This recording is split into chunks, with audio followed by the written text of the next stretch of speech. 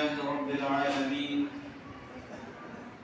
وبه نستعين أما بعد فأعوذ بالله من الشيطان الرجيم بسم الله الرحمن الرحيم وأذن في الناس بالحج يأتوك رجالا وعلى كل ضامر يأتين من كل فج عميق. میرے محترم بزرگوں، دینی و ملی بھائیوں، نوجوان ساتھیوں اور سفید داڑھی والے بشروں، اللہ تعالیٰ کا شکر ہے کہ اللہ تبارک و تعالیٰ نے ہم سب کو مسلمان بنایا اور اس کے بعد مسلمانوں کو کیا کیا کرنا چاہیے تمام چیزیں ہمارے سامنے کھول کر قرآن کریم کے ذریعے، احادیث کے ذریعے، انبیاء کے ذریعے بالکل رکھ دیا۔ یہ جو ایام چل رہے ہیں یہ حج کے ایام چل رہے ہیں۔ ان دنوں عبادتوں میں ایک عبادت جو حج ہے، جو کہ ارکان اسلام میں سے ہے، اسلام کا ایک رکن ہے، پلر آف اسلام ہے، وہ ان دنوں ادا کیا جا رہا ہے۔ اور یہ کیسی عبادت ہے اور دوسری عبادت کیسی ہے؟ عبادت کے 3 درجات ہیں، عبادت کے 3 کلاسز ہیں، 3 شکل کی عبادتیں ہوتی ہیں۔ ایک وہ عبادت جس کا تعلق انسانوں کے جسم سے ہوتا ہے، مطلب یہ کہ جب انسان اس عبادت کو کرتا ہے تو اس عبادت کے کرنے سے انسان کا جسم تھکتا ہے، انسان کے جسموں میں تھکان پیدا ہوتا ہے۔ اس سے مراد نماز ہے۔ جب انسان نماز پڑھتا ہے تو اسے تھکان کا احساس ہوتا ہے۔ اسی طریقے سے دوسری عبادت مالی عبادت ہے۔ مالی عبادت میں انسان مال کے ذریعے سے عبادت ادا کرتا ہے، مطلب یہ کہ زکوٰۃ ادا کرتا ہے، قربانی کرتا ہے، اور زکوٰۃ میں بھی مال خرچ ہوتا ہے، قربانی میں بھی مال خرچ ہوتا ہے۔ گو کہ زکوٰۃ کا ادا کرنا، قربانی کا ادا کرنا، یہ دونوں مالی عبادت ہے، اور نماز کا پڑھنا یہ بدنی عبادت ہے۔ اور تیسرا جو ہے وہ ان دونوں سے مرکب ہے، ان دونوں کا مجموعہ ہے، مالی عبادت کا بھی، جسمانی عبادت کا بھی، دونوں کا مرکب، دونوں کا مجموعہ، دونوں کا سنگم ہے، جسے حج کہا جاتا ہے۔ حج ایک ایسی منفرد عبادت ہے جس میں انسانوں کا مال بھی لگتا ہے اور انسانوں کا تھکان بھی لگتا ہے۔ انسان اس عبادت میں روپے اور پیسے بھی خرچ کرتا ہے، اور اس عبادت میں جب انسان خود کو کھپاتا ہے تو اس کے اندر تھکان کا بھی احساس آتا ہے۔ تو نماز یہ بدنی عبادت ہے، زکوٰۃ اور قربانی یہ مالی عبادت ہے، اور حج ان دونوں عبادتوں کا مجموعہ ہے۔ اسی وجہ سے حج کو اللہ تعالی نے اپنی محبت کے اظہار کا مظہر بنا دیا ہے۔ مطلب یہ کہ جب کوئی حج کرے گا، حج کا فریضہ انجام دے گا، حج کے ارکان کی ادائیگی کرے گا تو صرف ایک عبادت کو انجام نہیں دے گا بلکہ اللہ سے محبت کا اظہار کرے گا، اللہ سے عشق کا اظہار کرے گا، اللہ سے لگاؤ کا اظہار کرے گا اور دنیا والوں کو بتائے گا کہ اللہ سے اس کی کیا قربت ہے، اللہ سے اس کا کیا عشق ہے، اللہ سے اس کی کیا محبت ہے۔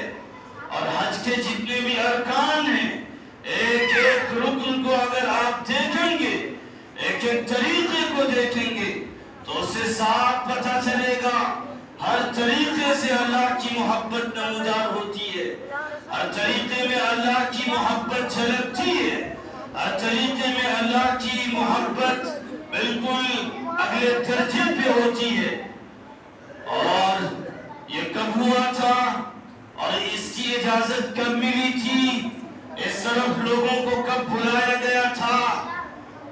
تو جب حضرت ابراہیم علیہ السلام نے خانہ کعبہ کی تعمیر کی تو خانہ کعبہ کی تعمیر کرنے کے بعد آج سے 5000 سال پہلے حضرت ابراہیم علیہ السلام کو اللہ تعالی نے حکم دیا، ابراہیم خانہ کعبہ تیار ہو چکا ہے، میرا گھر تیار ہو چکا ہے، اب لوگوں میں اعلان کیا جائے، لوگوں میں یہ ندا دی جائے، لوگوں میں یہ صدا لگا دی جائے کہ یہ گھر یوں ہی نہیں بنایا گیا، یہ گھر میری محبت کا مظہر ہے، یہ گھر مجھ سے عشق کا ایک مظہر ہے، لہذا اس گھر میں عبادت کے لیے حاجیوں کو اب آنا چاہیے۔ اس وجہ سے رب نے حضرت ابراہیم علیہ السلام کو کہا کہ آپ آواز لگائیں، تو ابراہیم علیہ السلام نے کہا اللہ ہم آواز تو لگا دیں گے لیکن ہم کمزور انسان ہیں اور ہماری آواز کہاں تک پہنچے گی؟ تو اللہ نے کہا تھا ابراہیم آپ کے ذمہ آواز لگانا ہے اور میرے ذمہ ہر حاجیوں کے کانوں تک آواز پہنچانا ہے۔ لہذا ابراہیم علیہ السلام پہاڑ پہ چڑھے اور انہوں نے ایک ندا دی وَأَذِّن فِي النَّاسِ بِالْحَجِّ، لوگوں میں حج کا اعلان کیا، لوگوں میں حج کی ندا دی، لوگوں میں حج کی صدا لگائی، جس کے ذریعے سے لوگ يَأْتُوكَ رِجَالًا وَعَلَى كُلِّ ضَامِرٍ يَأْتِينَ مِنْ كُلِّ فَجٍّ عَمِيقٍ، لوگ اسی ندا کی وجہ سے، اسی آواز کی وجہ سے، اسی صدا کی وجہ سے، جن لوگوں نے وہ ندا سنی اور جن لوگوں کے پردے سماعت سے حضرت ابراہیم علیہ السلام کی آواز ٹکرائی، وہ آج تک خانہ کعبہ کا دیدار کر رہے ہیں، وہ آج تک خانہ کعبہ کا طواف کر رہے ہیں، وہ آج تک صفا و مروہ کے درمیان سعی کر رہے ہیں اور یقیناً تا قیامت تک وہ حجاج کرام خانہ کعبہ کا دیدار کرتے نظر آئیں گے، اس لیے کہ اس وقت صدا دی گئی تھی، اس وقت آواز لگائی گئی تھی، لیکن وہ آواز جو آج یہاں ہے اس کے کانوں میں بھی اور جو اس دنیا میں ابھی نہیں آئیں گے، مایکون کے اعتبار سے ہر ایک کے کانوں تک وہ آواز پہنچا دی گئی، وہ کہ اس آواز کی وجہ سے جنہیں وہ آواز سنائی تھی انہیں حج نصیب ہوگا اور وہی خانہ کعبہ کی زیارت کر پائیں گے، خانہ کعبہ کا طواف کر پائیں گے، خانہ کعبہ کا دیدار کر پائیں گے، صفا و مروہ کے درمیان سعی کر پائیں گے۔ لہذا حضرت ابراہیم علیہ السلام نے آواز لگائی، اے لوگو اللہ کا گھر تیار ہو چکا ہے، اب یہاں آؤ اور اللہ سے محبت کا اظہار کرو، اللہ سے عشق کا اظہار کرو۔ اور یقیناً حضرت ابراہیم علیہ السلام کی صدا کی وجہ سے ہر سال حجاج کرام وہاں جاتے ہیں اور اللہ سے محبت کا اظہار پیش کرتے ہیں۔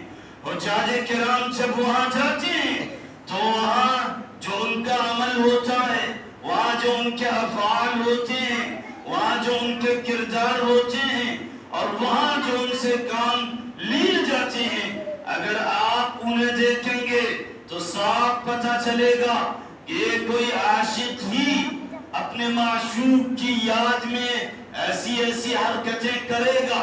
اس لیے کہ جب حجاج کرام وہاں جاتے ہیں تو سب سے پہلے انہیں احرام باندھنا پڑتا ہے۔ احرام دو چادروں کا نام ہے، دو کپڑوں کا نام ہے۔ ایک کپڑا جسم کے نچلے حصے پہ اور جسم کے دوسرے حصے پہ، اوپری حصے پہ ایک کپڑا ہوتا ہے جسے احرام کہا جاتا ہے۔ اور جب یہ احرام حجاج کرام اپنے بدن پہ زیب تن کر لیتے ہیں تو اس کے بعد سے بے شمار چیزوں کو اپنے اوپر حرام کر دیتے ہیں۔ وہ سلا ہوا لباس پھر نہیں پہن سکتے، پھر وہ جسم کے کسی بھی حصے کا بال نہیں کاٹ سکتے، وہ ناخن نہیں کاٹ سکتے۔ اسی طریقے سے جائز نفسانی شہوت کی تکمیل نہیں کر سکتے۔ احرام کے معنی یہی ہے کہ اللہ کی وہ چیزیں، حلال کردہ چیزیں جنہیں اللہ نے کہا کہ حج کے دوران نہیں کرنا ہے، انہیں حرام کر دیا جائے۔ لہذا احرام کے ڈالتے ہی اور احرام کو زیب تن کرتے ہی وہ تمام چیزیں حرام ہو جاتی ہے۔ اور حجاج کرام اسی دو بغیر سلے ہوئے چادروں میں پورے حج کے درمیان اور حج کے دوران اور حج کے زمانے زندگی گزارتے ہیں۔ یہ ایک عشق کا نظریہ نہیں تو اور کیا ہے؟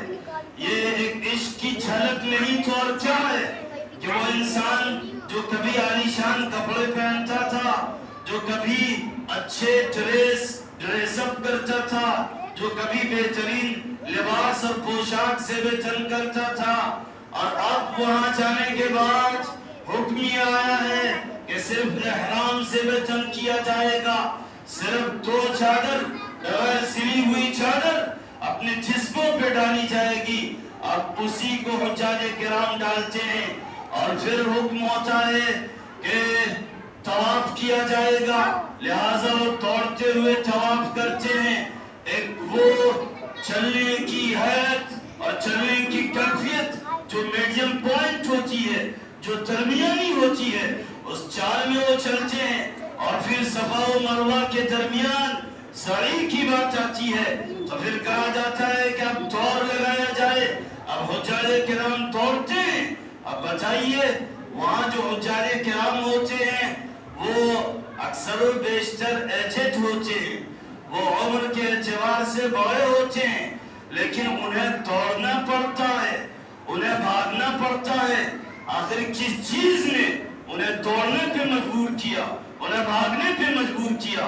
جب ان کے دوڑنے کو دیکھا جاتا ہے، ان کے بھاگنے کو دیکھا جاتا ہے تو صاف پتہ چلتا ہے کہ یہ اللہ کے حکم کو فالو کر رہے ہیں، یہ اللہ کے فرمان کو ایکسپٹ کر رہے ہیں، یہ اللہ کے حکم کو قبول کر رہے ہیں، یہ اللہ کی باتوں کو مان رہے ہیں۔ ورنہ پھر دنیا میں انہیں لوگوں کو جو لوگ حج کے دوران اس طریقے سے صفا و مروہ کے درمیان دوڑتے ہیں، اگر انہیں اپنے بستیوں میں، اپنے گاؤں میں اور اپنے شہروں میں کہا جائے کہ آپ دوڑیے، آپ بھاگیے، تو پھر بوال ہو جائے گا۔ کہنے والوں کے خلاف باتیں آئیں گی، کہنے والوں کے خلاف ایکشن لیا جائے گا۔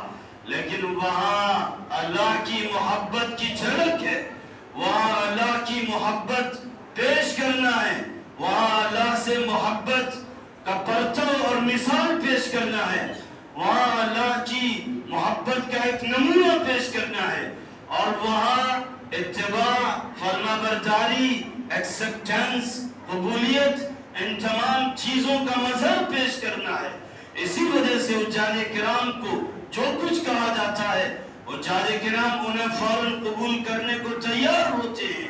اور یقیناً حج کے درمیان جتنے بھی اعمال ہیں، حج کے دوران جتنے بھی افعال ہیں، سب اعمال اتباع بتاتے ہیں، سب اعمال اللہ سے وفاداری بتاتے ہیں، سب اعمال اللہ سے اللہ کی باتوں کو قبول کرنا، ایکسپٹ کرنا، ماننا اور خود کو رب کے نزدیک سرنڈر کر دینا یہ بتاتا ہے۔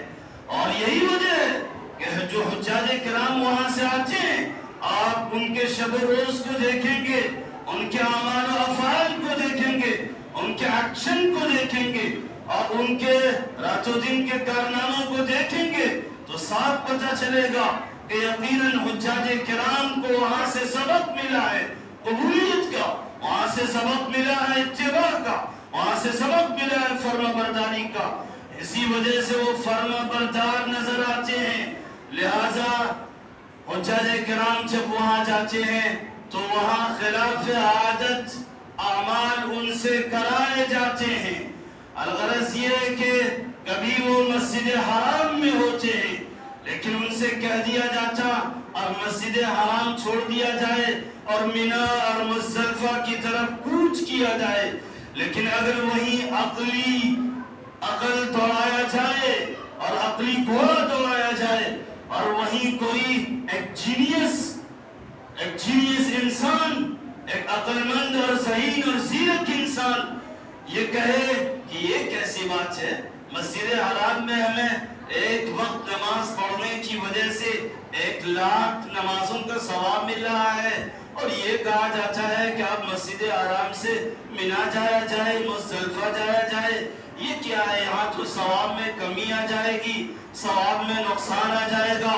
لیکن ہاں حجاج کرام اسے دل سے قبول کرتے ہیں اور دل سے اس لیے قبول کرتے ہیں کہ وہاں ثواب کمانا مقصد نہیں ہوتا، وہاں اجر اور نیکیاں حاصل کرنا مقصد نہیں ہوتا، وہاں اللہ کی باتوں کو قبول کرنا مقصد ہوتا ہے، وہاں مقصد یہ ہوتا ہے کہ اللہ کی اتباع آ جائے، وہاں مقصد یہ ہوتا ہے کہ اللہ کی فرما برداری آ جائے، وہاں مقصد یہ ہوتا ہے کہ اللہ کے احکام کو فالو کرنا آ جائے۔ اور اسی سبق کے لیے، اسی ٹریننگ کے لیے، اسی تربیت کورس کے لیے حجاج کرام کو وہاں بھیجا جاتا ہے اور وہاں وہ جاتے ہیں، اتباع سیکھ کے آتے ہیں، ایکسپٹنس اور قبولیت سیکھ کے آتے ہیں۔ لہذا ضرورت اس بات کی ہے وَأَذِّن فِي النَّاسِ بِالْحَجِّ، یہ جو ایک آواز لگا دی گئی تھی، لیکن کیا سعی کی وجہ سے، کوشش کی وجہ سے یہ ندا آپ کو نہیں مل سکتی ہے؟ کیا یہ مقام آپ کو نہیں مل سکتا ہے؟ یقیناً مل سکتا ہے۔ اس لیے اب ضرورت اس بات کی ہے ہر وہ انسان جو اس راستے کے زیادہ سفر کو برداشت کر سکتا ہے، جو راستے کی استطاعت رکھتا ہے، جو اس قابل ہے کہ حج کر سکتا ہے، جس کے پاس بے شمار روپے ہیں، جس کے پاس بے شمار پیسے ہیں، جو ہر مہینے زمین خریدتا ہے، جو ہر مہینے پراپرٹی بناتا ہے، جو بے شمار بینک بیلنس جمع کرتا نظر آتا ہے، اگر یقیناً اسے اللہ سے محبت ہوگی اور خانہ کعبہ سے محبت ہوگی اور اللہ کے گھر کے دیدار کا اشتیاق ہوگا تو پھر زمین کوئی معنی نہیں ہوگی، پراپرٹی بنانا کوئی معنی نہیں ہوگا، بینک بیلنس جمع کرنا کوئی معنی نہیں ہوگا۔